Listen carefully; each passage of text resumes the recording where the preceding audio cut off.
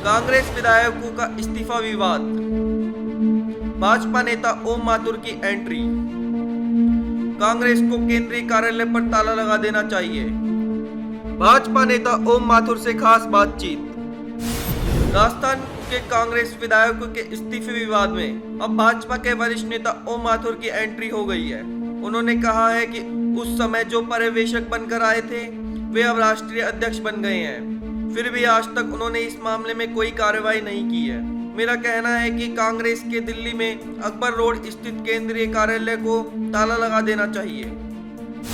यानी इससे बड़ा क्या होगा कि केंद्रीय पर्यवेक्षक यहाँ आते हैं और एक नेता 90 विधायकों को इंतजार कराता है, और दुर्भाग्य ये है कि वो आगे जाकर के राष्ट्रीय अध्यक्ष बनते हैं जो पर्यवेक्षक आए, और आज तक उस पर कोई कार्रवाई नहीं। मेरा तो यहाँ तक कहना है कि कांग्रेस के केंद्रीय कार्यालय अकबर रोड पे ताला लगा देना चाहिए। इस तरह की अनुशासनहीनता है।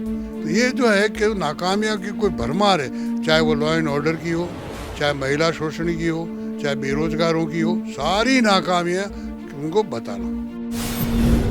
भाजपा का हाउस टू हाउस अभियान। देखिए, कुल मिलाकर के राष्ट्रीय अध्यक्ष जी का जो समापन भाषण था, मेरा बहुत स्पष्ट इस मामले में मानना है कि उनके कहे गए वाक्यों को अगर हम सब लोग नीचे मतदाता तक ले जाए और जो जो काम उन्होंने दिए कहे हैं, मतलब इतना प्रैक्टिकल भाषण था कि हमको काम करना, हमने काम की नाम तो बता दिया, लेकिन नीचे जाके करना क्या, काम को कैसे एकदम परफेक्ट करना है कि वो मतदाता हमसे जुड़े। जैसे उदाहरण के लिए एक कार्यक्रम में घर घर जाओ, तो घर घर जाने में क्या होता है कि जनरली घर के गए, गली में 10, 15, 20 लोग गए, दरवाजा खटखटाया, कोई भी बाहर आया, पर्चा दिया, निकल जाए।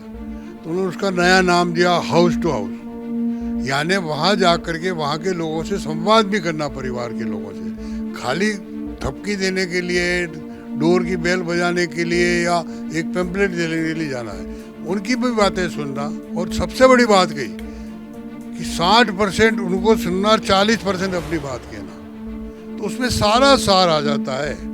राष्ट्र, चाहे पन्ना प्रमुख हो, चाहे पन्ना समिति हो, चाहे बूथ समिति हो, और उसके साथ साथ उन्होंने उस सारे कार्यक्रमों के साथ जोड़ा कि हमारा बिल्कुल हर समिति में भौगोलिक और सामाजिक वो रचना निश्चित रूप से उसमें होनी चाहिए। बूथ में कितने मोहल्ले हैं तो क्या मोहल्लों का प्रतिनिधित्व है, किस तरह के समाज रहते हैं उनका प्रतिनिधित्व है, जिनसे आज तक अपन नहीं मिले, मन में एक धारणा बना रखी है कि हमें मिलना ही नहीं है, उनसे भी मिलना जा करके।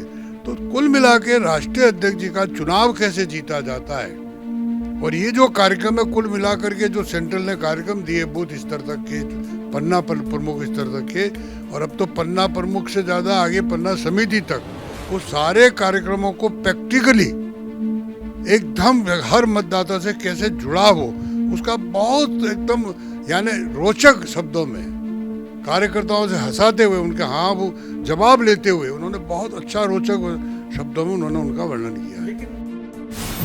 कार्यकर्ता मोदी सरकार की प्रमुख योजनाओं का जिक्र करेंगे।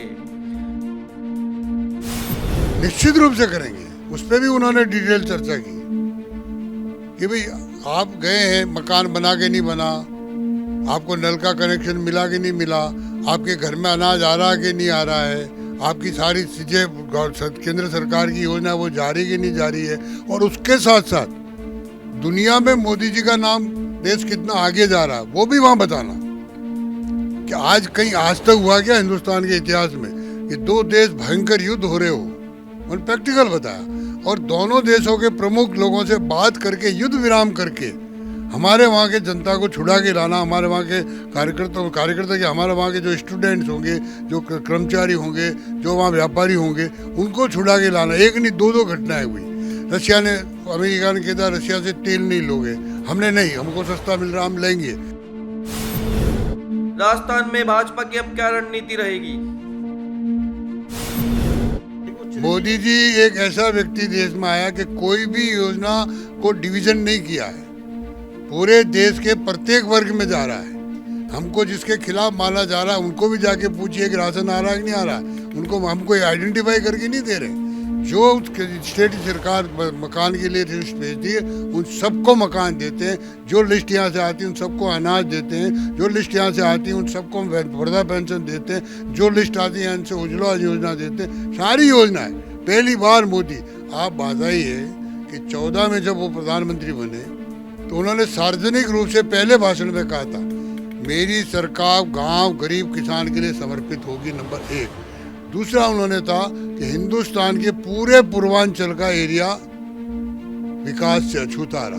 तो क्या मैं बता सकता हूँ पूर्वांचल के और उसके अलावा ये तो कहा ही कहा, उन्होंने ये भी कहा गति शक्ति नाम से एक अलग से डिपार्टमेंट बनाया, और उन्होंने ये भी कहा कि जो काम पिछली सरकारों के मामले में अच्छे काम थे, किन्हीं कारणों से पेंडिंग रहे, वो भी हम पूरा करेंगे। और गति शक्ति माध्यम से केन बेतवा, तो क्योंकि मैं उत्तर प्रदेश का प्रभारी रहा हूँ, आज उस केन बेतवा को भी सैंक्शन हुआ, काम ऑन वे। 85 लाख हेक्टर जमीन उससे इरिगेशन होगी। तो आप देखिए वो भी हम कर रहे हैं, इसलिए ऐसा कोई हमने डिवीजन करके कोई योजना लागू नहीं की। क्या राजस्थान में कांग्रेस सरकार रिपीट होगी? देखिए, हर एक लोकतंत्र है, हर एक पार्टी को दावा करने का अधिकार है। कोई दावा करता, कोई कहता हमारे बिना सरकार नहीं बन सकती, कोई कहता हम तो रिपीट होंगे, कोई कहता ये साफ होंगे। तो ये इसमें मुख्यमंत्री का क्या, वो क्या कहेगा सरकार नहीं बनेगी?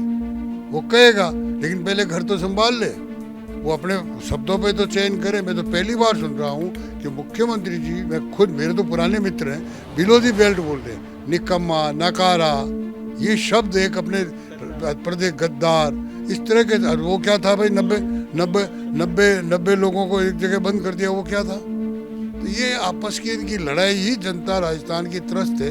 इसलिए मैंने एक लाइन में कहा है कि राजस्थान का समाज जीवन का कोई भी अंग वर्तमान कांग्रेस सरकार से प्रसन्न नहीं है। क्या गहलोत और पायलट की लड़ाई का भाजपा को फायदा मिलेगा?